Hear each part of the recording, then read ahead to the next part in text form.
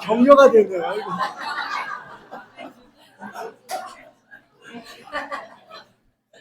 네. 반갑습니다. 한번 둘러보세요. 꽉 찼네요. 예, 너무 감사합니다. 모두 함께 모여서 예배를 드린다는 것은 너무나 저에게는 즐겁고 너무나 좋은 시간입니다. 지난주에 또 우리 싱글들이 지지난주인가요? 2박 3일 아주 잘 지난주 15일 있던 주에 다녀왔다고 들었습니다. 너무 재밌고 좋았다고. 잘 돌아오셨습니다. 우리 싱글을 위해서도 한번 박수 합시다. 네. 저는 지금 한 2주 정도 된 것 같은데요. 주블리에 다녀왔습니다. PSW 주블리에 감사하게도 우리 교회가 함께 결정하고 이번에는 한번 가보자. 그래서 시간을 내서 좀 다녀왔고요. 개인적으로 너무나 감사하고 많은 것을 배울 수 있던 시간이었습니다.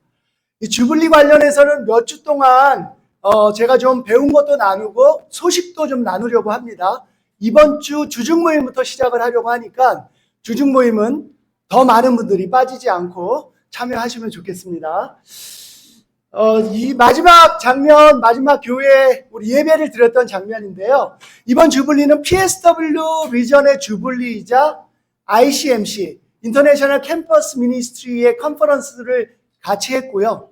그 다음에 PSW의 리더십들이 또 함께 모여서 리트리트를 하고 이런 여러 가지 이야기들을 나누는 시간이 있었습니다. 마지막 예배 장면입니다. 이번에 특별했던 거는 우리 대학부 형제들이 많이 갔습니다. 형제 자매들이. 여기 보이시죠? 우리 교회의 미래라고 할 수 있는 우리 대학부 형제 자매들이 많이 갔고요. 많이 아마 배우고 느끼게 많았을 것 같습니다. 변함없이 우리 PSW의 그 리전의 인도자들이 한국 교회에 관심이 많습니다. 저희하고 미팅도 콜을 해주셨고 아주 편안하고 좋은 시간을 같이 좀 보냈습니다. 저쪽 걸 한번 눌러봐 주실래요? K-팝 다음으로는 K-처치입니다. 우리 임효정 형제가 한국 교회의 기쁜 소식을 나누는 장면을 잠깐 보여드렸습니다. 네. 제가 오늘 와가지고 근래 들어서 잘 기억은 안 나지만 제일 많은 격려와 위로와 칭찬을 받은 것 같아서 너무나 감사합니다. 어제 정말 너무 기쁜 우리 아버님의 세례 소식이 있었습니다. 너무 감사하고요. 오른쪽은 우리 수고해 주었던 너무 공부를 열심히 인도했던 우리 주용 형하고 이현이 형이 세례를 주는 장면입니다. 오랜만에 정말 열심히 기도했는데 너무 감사한 시간이었습니다. 오늘은 이런 말씀의 제목을 가지고 함께 나누고자 합니다. 그런데 제가 올라오기 직전에 우리 강남 단톡방을 봤더니 관순 형제가 거기에다가 긴 어떤 우리 세례에 대한 소감을 나눠줬습니다. 그 다음에 또 우리 지혜자매가 오늘 성찬을 나눠줬는데 한번 제 설교를 들어보시고 이따 비교해 보십시오. 제 설교가 노출된 줄 알았습니다. 너무나 일치하는 내용들이 두 분의 그 생각을 통해서 미리 나눠졌습니다.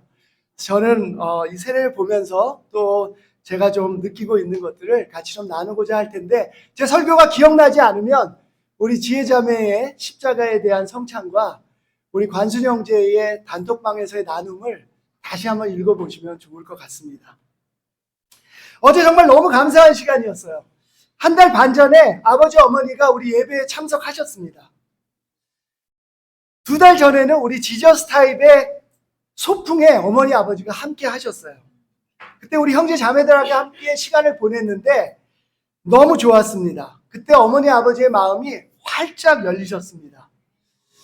우리 명수 형제 또 우리 대영 형제 그날 바이블톡을 인도해 줬는데 너무너무 감사했습니다.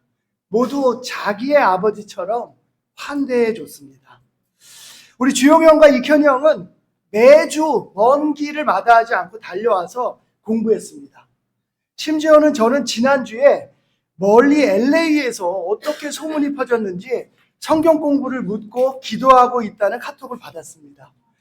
오늘 와서도 많은 분들이 기도하고 있었다는 얘기를 들었고 너무너무나 감사했습니다. 한 영혼의 구원을 위해서 함께하는 정말 우리 가족의 모습이 너무 특별합니다.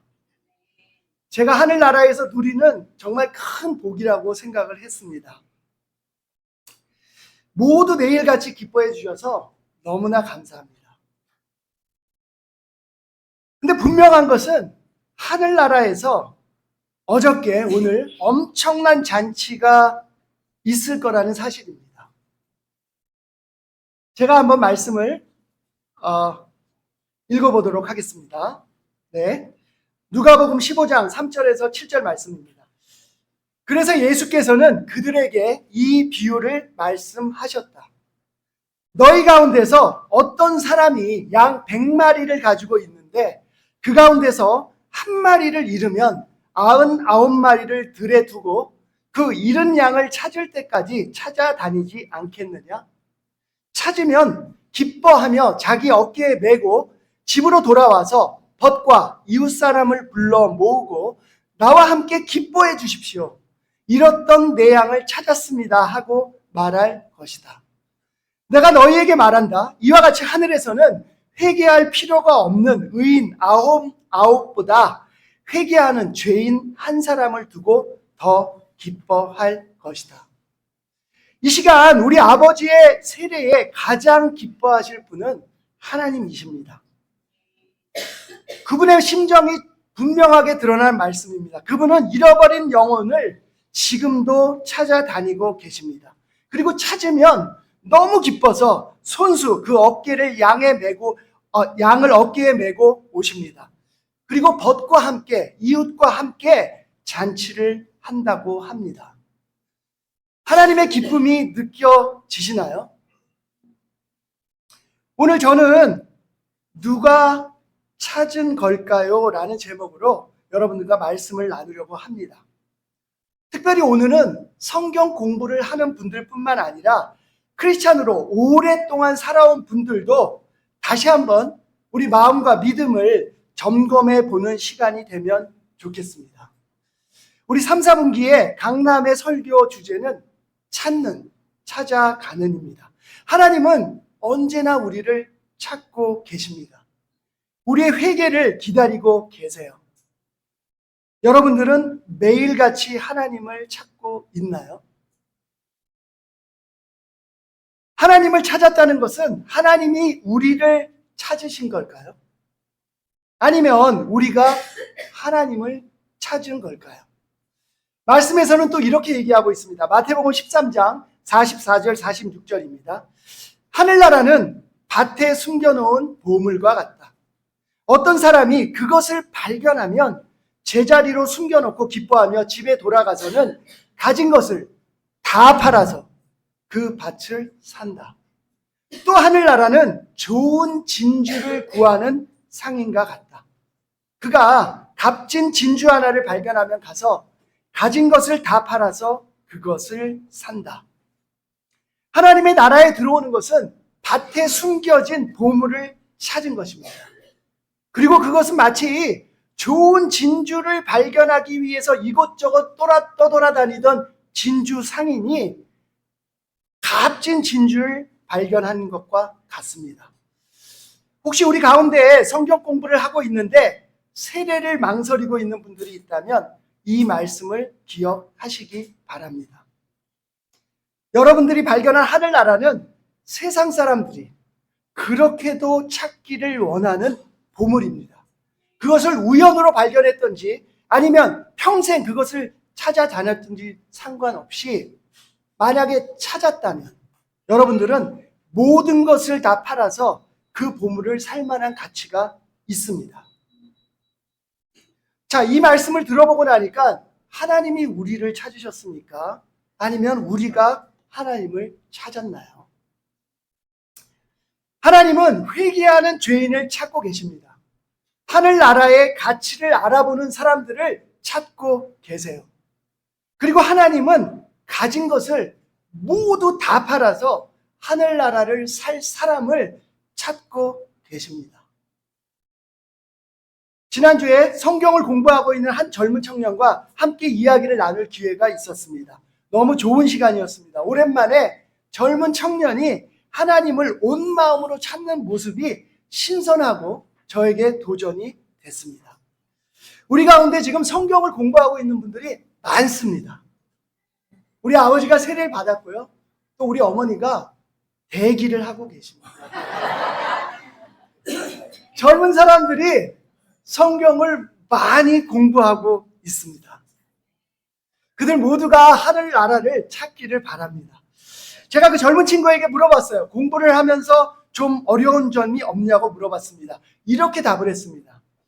지금은 제가 세례를 받아야겠다는 마음이 듭니다.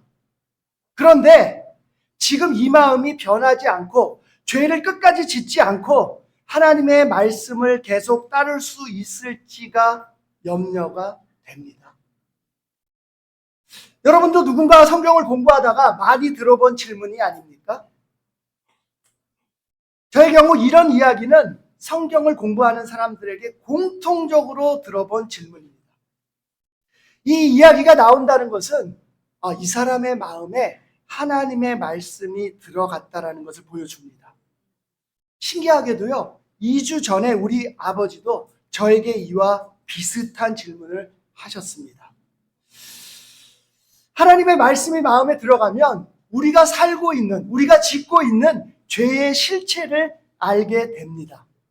그리고 그것이 얼마나 더럽고 누군가에게 상처를 주는 일인지를 통감하게 됩니다. 그리고 예수님의 십자가를 보게 됩니다. 그리고 새로운 삶을 시작할 수 있다라는 희망이 듭니다. 딱 바로 이때쯤이면 슬슬 바로 이런 두려움이 들어오죠. 하나님 안에서 깨끗한 도화지처럼 다시 시작할 수 있다는 게 너무 좋은데 과연 내가 세례 이후에 죄를 짓지 않고 살 수 있을까? 이 하얀 도화지가 다시 더러워지지 않을까?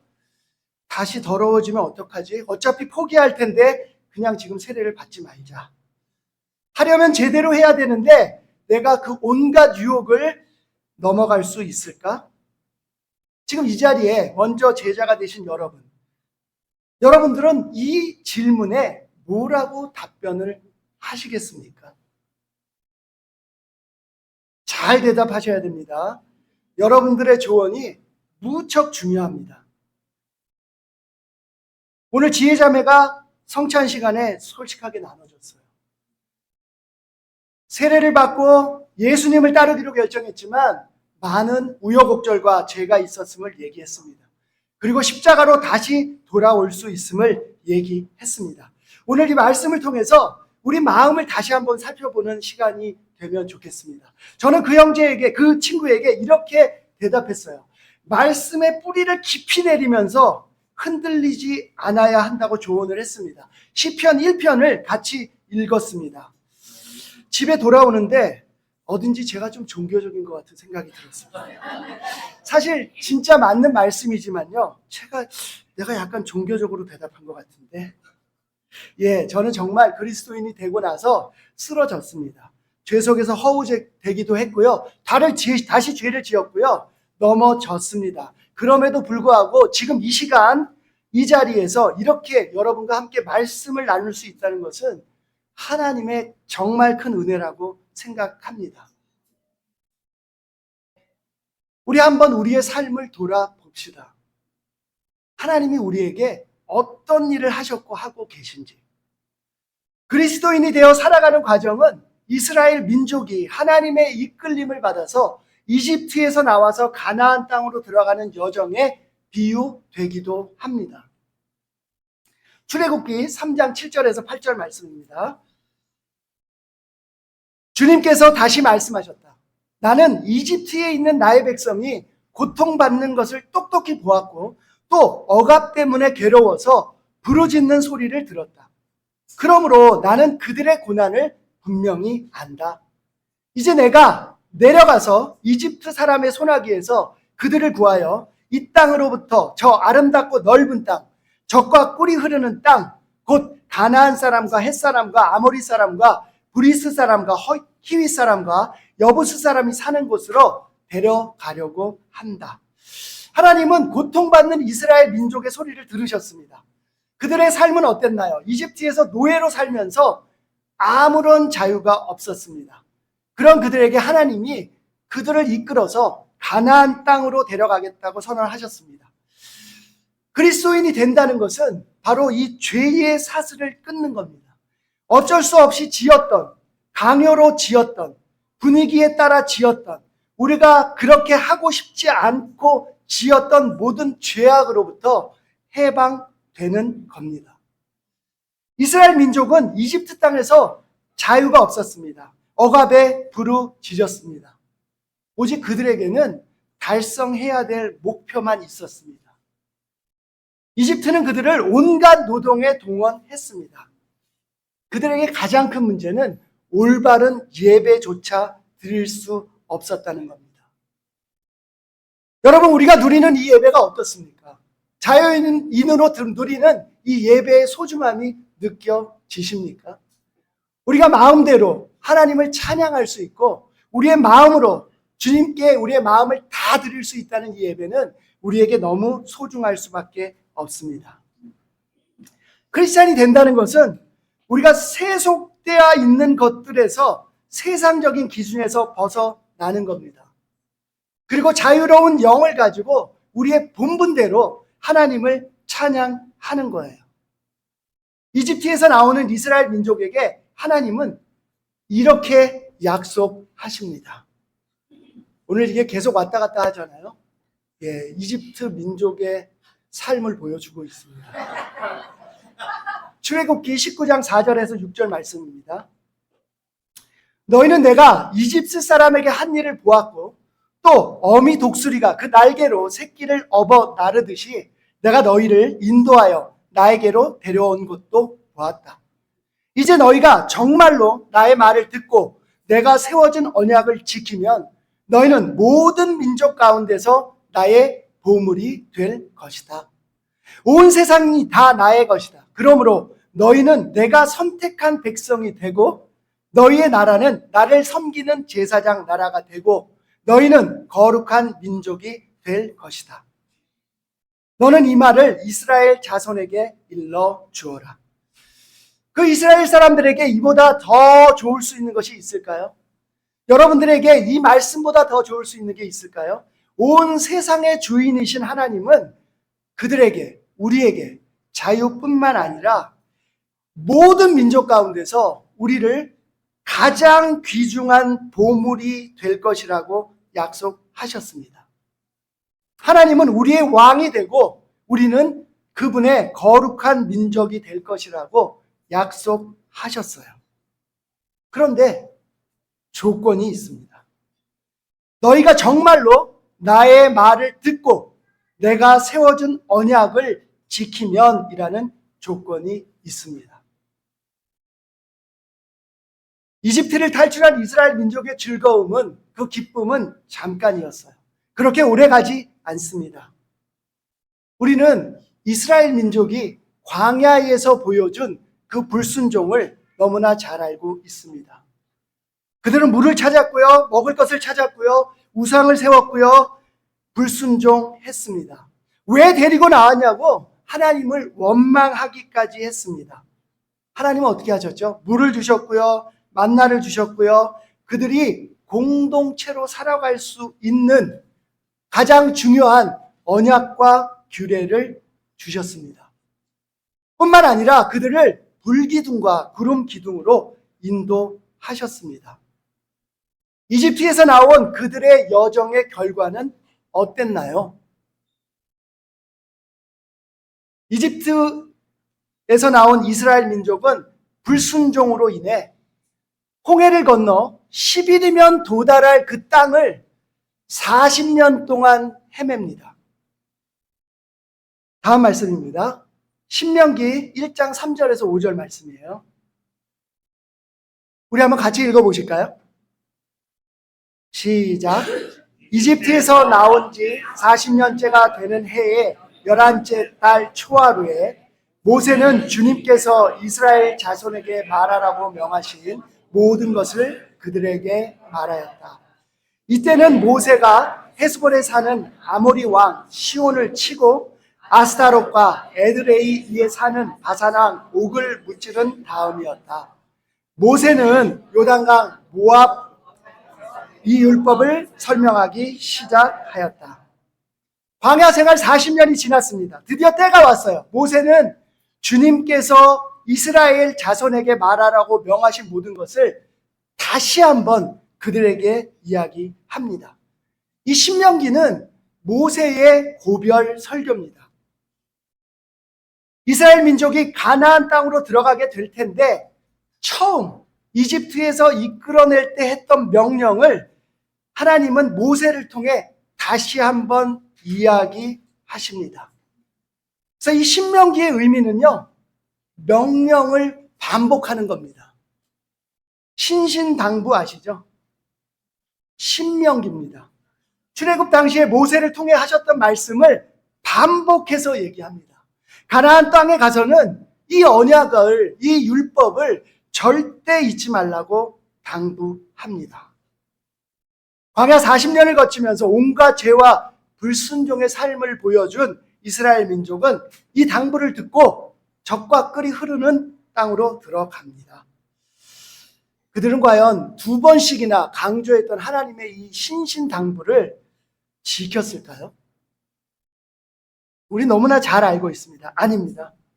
그들은 가나안의 문화에 동화됩니다. 가나안도 애굽 못지않게 잡신과 세상적인 문화로 가득 차 있었습니다. 그들은 원주민하고 섞이기 시작해요.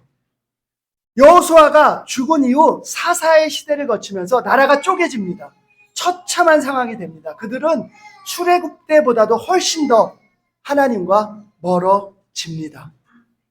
근데 그 분열 왕국은 멸망하는 상황까지 이르게 됩니다.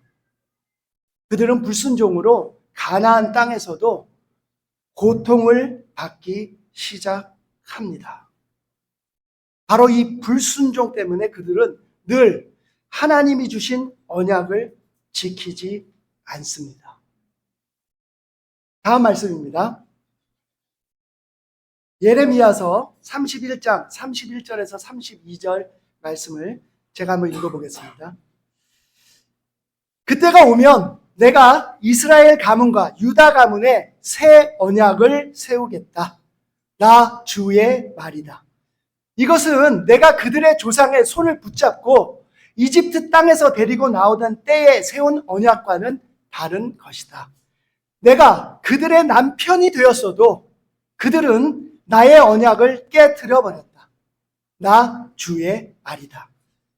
그러나 그 시절이 지난 뒤에 내가 이스라엘 가문과 언약을 세울 것이니 나는 나의 율법을 그들의 가슴 속에 넣어주며 그들의 마음판에 새겨 기록하여 나는 그들의 하나님이 되고 그들은 나의 백성이 될 것이다. 나 주의 말이다.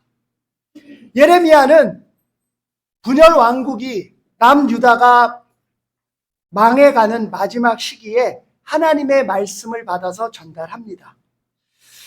하나님이 무엇 때문에 이스라엘을 멸망케 하셨는지를 이야기합니다. 이스라엘 민족은 남편이 된 하나님의 말씀을 귓등으로 흘립니다. 언약을 깨트립니다. 깨트리는 정도가 아니라 깨트려 던져 버립니다. 이 이스라엘 민족의 순환사는 우리 그리스도인들에게 큰 울림을 줍니다. 특히 막 그리스도의 삶을 시작하는 사람들은 아주 주의 깊게 볼 필요가 있습니다.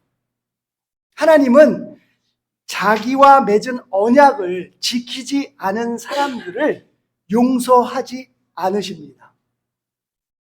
두려운 마음이 좀 드시나요? 그리스도인이 되고 나서 하나님이 우리에게 주신 이야기를 따르지 못하면 용서받을까 받지 못할까 두려움이 좀 들지 않으세요? 그렇다면 여기서 우리가 잠시 한번 생각을 해 봅시다. 하나님은 전지전능하신 분입니다. 그분의 말을 듣게 하는 것이 단순한 목적이었다면 얼마든지 우리를 로봇처럼 만들어서 말을 듣게 하실 수 있었을 겁니다. 근데 하나님은 우리에게 말씀을 주시고 그걸 따르지 못할 때 징계를 주셨습니다. 그 징계의 목적은 무엇이었을까요? 네. 여러분은 어떻게 생각하십니까?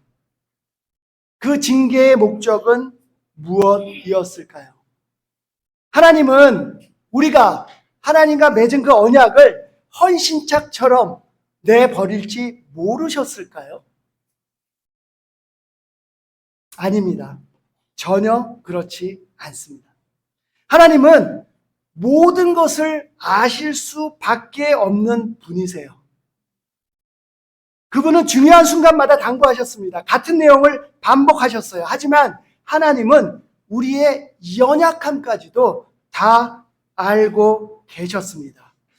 그 이야기는 우리가 하나님이 이야기하신 말씀을 헌신짝처럼 버릴 것이라는 것도 알고 계셨다는 겁니다. 하지만 하나님은 그 여정과 과정을 통해서 우리의 자아가 하늘나라에 온전히 들어갈 수 있도록 우리의 모습을 만들어 가고 계십니다. 그리스도인이 된다는 것은 이런 과정을 거치면서 하늘나라에 들어가는 넉넉한 모습을 갖추는 과정입니다. 하나님이 주신 언약과 계명은 인간을 사랑하신 하나님의 표현입니다. 이 땅에서 인간이 가져야 하는 제대로 된 인간관계를 위해서 필요한 가장 중요한 가르침이었다는 사실입니다. 그리고 가장 중요한 관계를, 하나님의 관계를 알려주신 것이 바로 그분의 언약과 규례였던 것입니다. 하지만 매번 이스라엘 민족은 바닥을 칩니다. 바벨론으로 끌려가서 다시 노예가 됩니다. 무력해집니다. 하나님을 원망합니다. 그들의 고통을 들은 하나님은 이렇게 예레미야를 통해서 말씀하세요. 근데 이번에는 이렇게 얘기하십니다. 내가 2번이나 신신당부한 언약이 아니라 이제 너희들의 불순종 때문에 더 이상 그 언약이 아니고 너희들과 새로운 언약을 맺겠다고 얘기하세요. 근데 이 언약은 전의 것과 다릅니다. 돌판에 새겨진 게 아니고 우리가 종이에 새겨야 되는 것이 아니고 이것은 바로 우리의 가슴과 마음에 새겨 놓겠다고 하십니다. 정말 지긋지긋하게 불순종하는 사람들이 더 이상 던져버릴 수 없도록 이번에는 마음과 가슴에 새로운 언약을 새기겠다고 하세요. 그 언약은 바로 사랑입니다. 히브리서 10장 14절에서 18절 말씀입니다. 그는 거룩하게 되는 사람들을 단 한 번의 희생제사로 영원히 완전하게 하셨습니다. 그리고 성령도 우리에게 증언하여 주십니다. 먼저 이렇게 말씀하셨습니다. 주님께서 말씀하신다.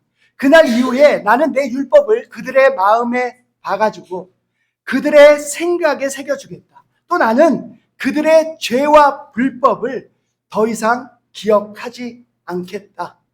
죄와 불법이 용서되었으니 죄를 사하는 제사가 더 이상 필요 없습니다. 옛 계명과 율법은 죄를 사하는 데 있어서 굉장히 복잡한 의식을 거쳐야 했습니다. 하지만 예수님은 단 한 번의 희생제사로 우리의 죄를 영원히 완전하게 지우셨다고 합니다. 이 자리에 있는 우리 올드 크리스찬들 모두는 이 새 언약으로 그리스도인이 되었습니다. 이것은 예수님의 십자가를 마음으로 믿고 받아들이는, 어제 우리 아버님이 고백했던 그 말씀, 예수님은 나의 주님이십니다 라고 하는 고백하는 모든 사람들에게 유효한 말씀입니다. 18절에서 얘기합니다. 십자가의 용서 이후에 죄와 불법이 용서되었으니 이제 더 이상 죄를 사하는 제사는 필요 없다고 합니다. 그리스도인 삶은 도화지가 다시 더러워지는 것을 두려워하면서 살 필요가 없습니다. 우리의 마음과 생각에 새겨진 십자가만 바라보면 됩니다. 이것이 그리스도인의 삶의 전부입니다.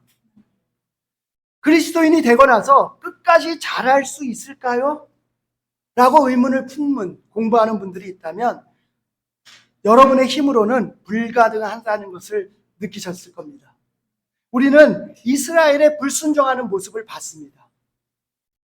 그런데 이 새 언약은 우리의 마음판에 새겨지게 됩니다.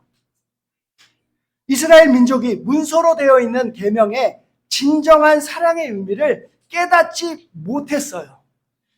그들을 억압하는 것으로 생각했습니다. 어겼습니다. 불순종했습니다. 이제는 그래서 하나님이 명확하게 십자가를 통해서 하나님의 사랑을 우리의 마음에 새겨 놓으신 겁니다. 지금 이 시간 우리가 우리 마음판에 새겨진 새 계명이 잘 보이십니까? 여러분 요즘 십자가를 여러분의 진짜 마음으로 보고 계신가요? 아니면 마치 이게 그냥 문서에 써져 있는 내가 지켜야 하는 의무적인 것으로 보고 있지는 않나요? 십자가를 통해서 저와 여러분은 포기하지 않는 하나님의 사랑의 마음을 봐야 합니다. 바로 그것이 하나님이 이스라엘 민족에게 보여주고 싶었던 마음입니다. 그리스도인이 되고 나서 죄를 다시 지을까요? 끝까지 갈 수 있을까요? 네. 우리 마음판에 새겨진 그분의 사랑만 기억한다면 충분합니다. 정말 다행스럽게도 그 계명은 복잡한 의식이나 공식이 아닙니다. 오늘 마지막 구절을 보려고 하는데요. 제가 이번처럼 설교의 마지막을 여러 번 수정한 적이 없습니다. 좀 무거운 마음으로 설교의 마지막 부분을 수정했습니다. 히브리서 10장 26절 29절 말씀입니다. 우리가 진리에 대한 지식을 얻은 뒤에도 짐짓 죄를 짓고 있으면 속죄의 제사가 더 이상 남아있지 않습니다. 남아있다고 예상할 수 있는 것은 무서운 심판과 반역자들을 삼킬 맹렬한 불뿐입니다. 모세의 율법을 어긴 사람도 두세 증인이 있으면 가차없이 사형을 받는데 하나님의 아들을 짓밟고 자기를 거룩하게 해준 언약의 피를 대수롭지 않게 여기고 은혜의 성령을 모욕한 사람은 얼마나 더 무서운 벌을 받아야 하겠는가를 생각해 보십시오. 좀 무거운 말씀으로 설교를 마무리하는 것을 양해해 주십시오. 오늘 말씀에 대한 제목에 대한 답을 한다면 여러분 이 말씀을 듣고 나서 어떻게 하시겠습니까? 누가 찾은 걸까요? 말씀을 듣고 나니 답이 생각나십니까? 예. 저는 이 말씀을 준비하면서 하나님이 저를 찾으셨다고 확신합니다.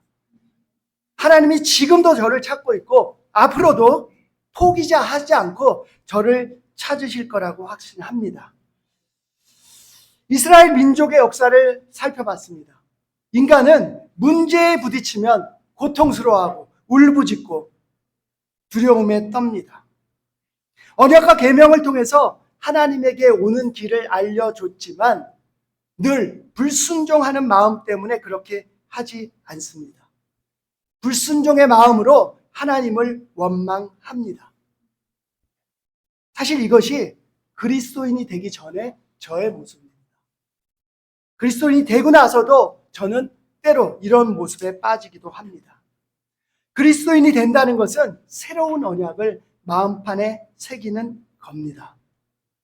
그리스도인이 되고 나서도 우리는 울고 짖을 겁니다. 괴로워할 겁니다. 두려워할 겁니다. 그런데 그 두려움과 괴로움과 울부짖음이 차이가 있어야 합니다. 그것은 하나님을 원망하는 울부짖음이 아니라 내가 딱딱해진 마음 때문에 예수님의 십자가를 보지 못하는 내 자신에 대한 원망과 내 자신에 대한 괴로움과 내 자신에 대한 처절한 회개 때문에 부르짖음이 되어야 합니다. 우리 언약 예수님의 십자가를 기억합시다. 28절 말씀입니다. 28절에서 이렇게 얘기해요. 모세의 율법을 어긴 사람도 두세 증인의 증언이 있으면 가차없이 사형을 받는다고 얘기합니다. 구약시대에 태어나지 않은 것이 다행입니다.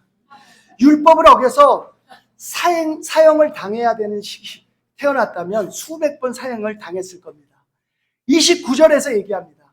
하나님의 아들을 짓밟고 자기를 거룩하게 해준 언약의 피를 대수롭지 않게 여기고 은혜의 성령을 모욕한 사람은 얼마나 더 무서운 벌을 받아야 하겠는가를 생각해 봅시다. 조심합시다. 우리 앞으로 하나님이 또 다른 새로운 계명을 주실까요? 그렇게 생각하지 않습니다. 우리는 매일같이 우리 마음판에 새겨진 예수님의 십자가를 매일같이 기억하는 방법밖에 없습니다. 이번 한 주도 우리 십자가를 기억하는 한 주가 되시기를 바라고 잘 들어주셔서 감사합니다. 말씀을 마치겠습니다.